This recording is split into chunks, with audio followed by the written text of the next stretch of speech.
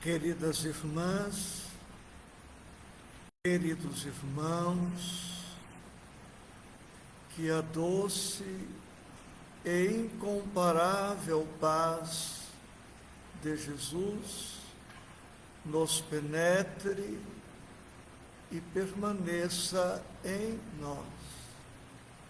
Estudo do Evangelho segundo o Espiritismo, nesta oportunidade, capítulo 10, itens 11 a 13, por título: Atire a primeira pedra aquele que estiver sem pecado.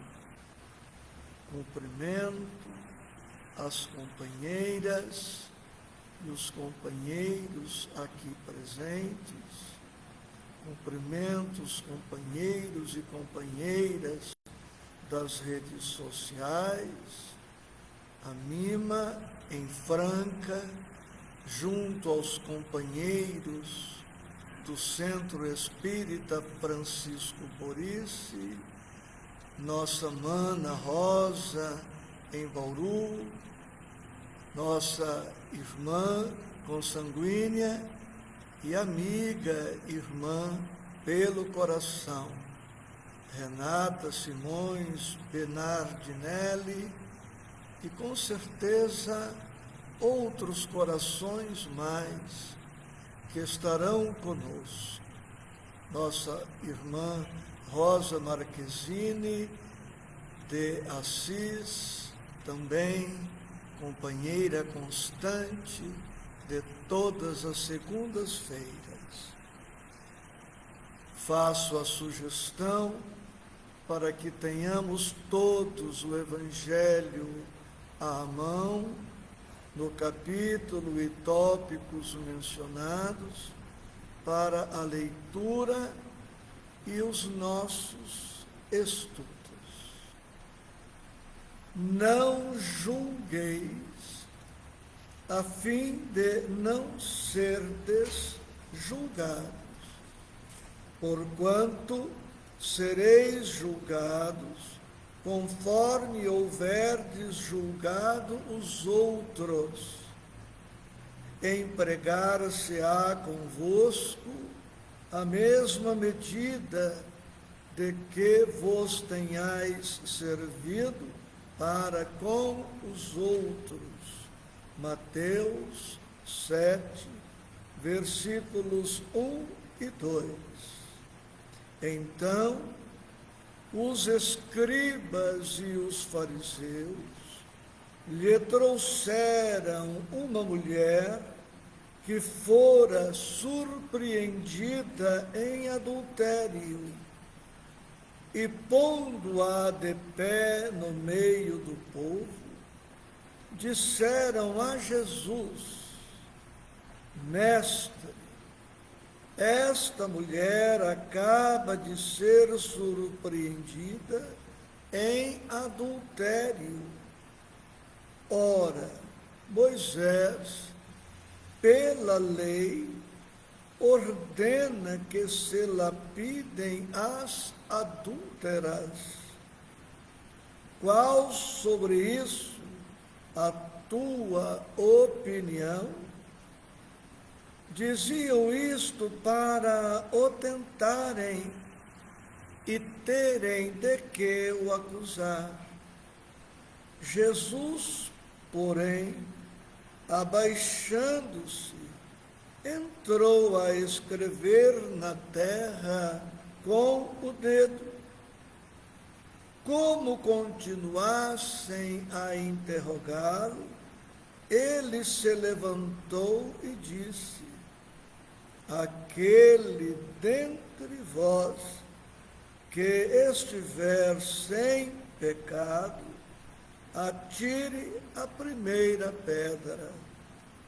Em seguida, abaixando-se de novo, continuou a escrever no chão. Quanto aos que o interrogavam, Esses, ouvindo-o falar daquele modo, se retiraram, um após outro, afastando-se primeiro os velhos. Ficou, pois, Jesus a sós com uma mulher colocada no meio da praça. Então, levantando-se, perguntou-lhe Jesus: mulher, onde estão os que te acusavam? Ninguém te condenou? Ela respondeu: não, Senhor. Disse-lhe Jesus: também eu não te condenarei. Vai-te e de futuro não tornes a pecar.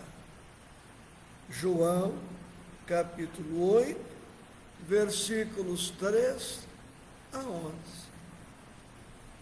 Temos aqui dois mandamentos muito conhecidos e muito comentados em todos os templos religiosos e citados sempre pelos estudiosos, filósofos e quantos se debruçam sobre o Evangelho. Não julgueis, a fim de não serdes julgados. E esta outra sentença: aquele dentre vós que estiver sem pecado, atire a primeira pedra. Aquele que estiver sem pecado, atire a primeira pedra. Meus amados, o que trazemos em nossos corações, o que trazemos em nossas mentes, o que trazemos em nossas mãos, chamo a atenção de todos para o detalhe: atire a primeira pedra. Por quê? Aqueles homens traziam o coração e a alma petrificados, feito pedras. Estavam na iminência de lançar pedras naquela mulher, porque pedras é o que eles tinham nas mãos. Era tudo o que eles, naquele momento, tinham a oferecer para aquela mulher infeliz. Um coração frio, indiferente, um coração distante das aflições e das dores humanas. Porque se eles tivessem compreensão, compaixão, empatia, caridade, misericórdia, amor por aquela mulher, eles compartilhariam com ela este tesouro, tesouro do amor, da simpatia, da empatia, da caridade, da misericórdia, trazendo o estudo para nós. Meditemos o que trazemos na mente e no coração, recordando uma outra sentença de Jesus: segundo a qual a boca fala do que está cheio o coração. A boca fala do que está cheio o coração, como também as nossas mãos, pés, ouvidos, olhos, todas as nossas possibilidades serão utilizadas de conformidade com o que trazemos no âmago do nosso coração. Vemos nestas duas passagens a lei de causa e efeito atuando no mundo moral, quando Jesus nos diz que, com o critério que julgarmos, com a medida que julgarmos, serão a medida e o critério com que nos hão de julgar a nós. E, quando Jesus diz, aquele que estiver sem pecado, dentre vós, atire a primeira pedra. Nenhum daqueles homens ousou atirar a primeira pedra. E por quê? Porque não cabe exceção para esta regra. Todos nós, sem exceção, temos nossas faltas, nossos débitos, nossas condutas inadequadas perante as leis divinas. A única exceção na terra foi e é nosso Senhor Jesus Cristo, puro por excelência, o ser mais perfeito de que temos notícia. Gostaria de chamar a atenção para um outro detalhe do texto desta mulher flagrada em adultério. Os escribas e os fariseus dizem para Jesus: manda a lei de Moisés. Eles tinham, além do coração petrificado, insensível, indiferente, eles tinham somente a lei como inspiração, como roteiro para o comportamento deles. Mas a lei humana, conquanto a sua contribuição sempre indispensável, ela não abrange a todas as circunstâncias e a todos os sentimentos. As leis divinas pairam acima das leis humanas. As leis divinas são justas, mas não somente justas, são também perdoadoras, misericordiosas, e toda vez que somos chamados a analisar a conduta de alguém, manda a lei divina que não somente sejamos justos, mas que sejamos também compassivos, misericordiosos, perdoadores, tolerantes, pacientes, amigos, irmãos daqueles aos quais somos ou fomos chamados a julgar.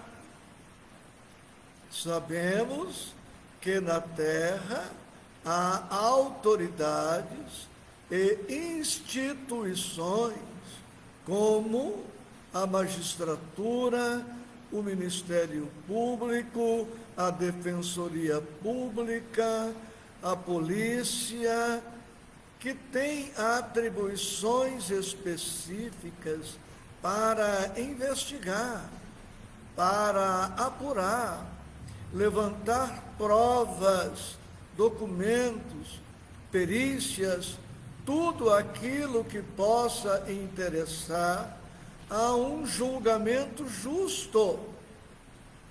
Mas, mesmo estas autoridades investidas de tais poderes, guardam responsabilidades graves. Não podem projetar na análise dos fatos e das provas nenhum sentimento estranho ao inquérito policial ou ao processo. Devem se conduzir com o máximo de prudência. Mas quanto a nós, que não estamos investidos das atribuições, da competência de julgar, necessitamos adotar extremos cuidados. Não fomos designados por Deus, pela justiça divina, a sermos árbitros, juízes das vidas alheias. E como temos dito neste espaço, quem gasta tempo julgando, analisando o comportamento do próximo, não dispõe de tempo para amar, para amparar, para auxiliar, orientar este mesmo próximo que está carente de amparo e assistência. Os dois textos, não julgar para não sermos julgados, e atire a primeira pedra aquele que estiver sem pecado, nos leva à autorreflexão. Antes de me deter na análise do comportamento do próximo, eu necessito examinar a mim mesmo, conhecer-me e ter a coragem de perceber quais são as minhas deficiências e empenhar-me denodadamente por corrigi-las. Se puder, amorosamente, cristamente, cooperar com o próximo, que também comete faltas, estará bem. O Evangelho espera que sejamos solidários, mas precisamos tomar o cuidado para não projetarmos no próximo as faltas que, em verdade, são maiores em nós mesmos. Outra lição muito presente no estudo de hoje é a compaixão, a piedade. Devemos tratar os outros com compaixão e compreensão, em vez de julgá-los com severidade. Outra lição a extrair a benefício nosso é o da humildade. Devemos reconhecer nossas próprias limitações e fraquezas e não nos considerar superiores aos outros. Esses ensinamentos de Jesus nos lembram da importância de viver com amor compaixão e humildade. Examinando-se a passagem desta nossa irmã, flagrada em situação infelicitadora, perceberemos a extensão do amor de Jesus. Ele age em favor não somente da mulher. Em verdade, ele age em favor de todos. Ele não vai contra a lei de Moisés. Ele defende a lei. Ao dizer, atire a primeira pedra aquele que estiver sem pecado, ele está dizendo, a lei trazida por Moisés tem procedência, tem aplicação, mas o requisito para que se aplique esta lei rigorosa, intransigente, intolerante de Moisés, pede autoridade moral naquele que pretenda aplicar esta mesma lei. Entre vocês tem alguém isento de erro, de crime? Pois apedreje a mulher. De uma certa forma, Jesus não se opõe à lei, apenas estabelece como condição isto, que aquele que se dispuser a aplicar a lei de Moisés, que tenha em seu favor uma vida isenta de erros, de lapidado, apedrejado aquela mulher até a morte, eles teriam assumido uma grave responsabilidade. Oportunamente seriam chamados ao resgate deste crime. Jesus ampara, protege a mulher, mas também defende a lei de Moisés, no que a lei era defensável, e defende e protege os próprios acusadores, que estavam na iminência de cometer mais um crime, e todos teriam que resgatar este crime. E nós vemos assim, mais uma vez, o amor do Cristo, o maior amor de que temos notícia depois do amor de Deus, atuando não em favor somente daquela mulher, mas atuando em favor de todos. Assim, toda vez que nós formos chamados a analisar alguma situação, nós precisamos buscar a melhor atitude ante tudo e ante todos.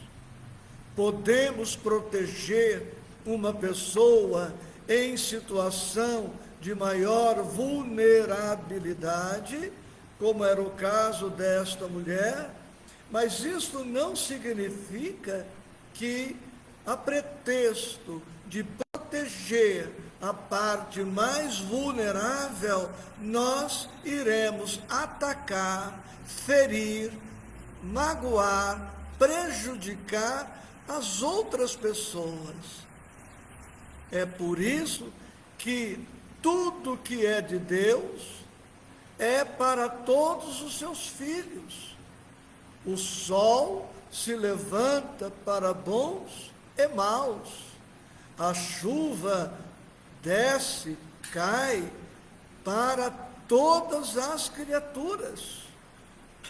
Deus, portanto, não deixa de amar os seus filhos, não deixa de oferecer-lhes todo o bem, deixando para cada um a responsabilidade das próprias escolhas e as consequências que advirão destas escolhas. Mais tarde, escribas e fariseus perceberiam o alcance daquele amor do Cristo, beneficiando-os, sem que eles, em um primeiro momento, se dessem conta do que estava acontecendo. Ida Vitorete, Vera Emanuel, Helenice, nomes que vejo na tela, cumprimento-as, e a tantos outros nomes e corações queridos que sempre estão conosco.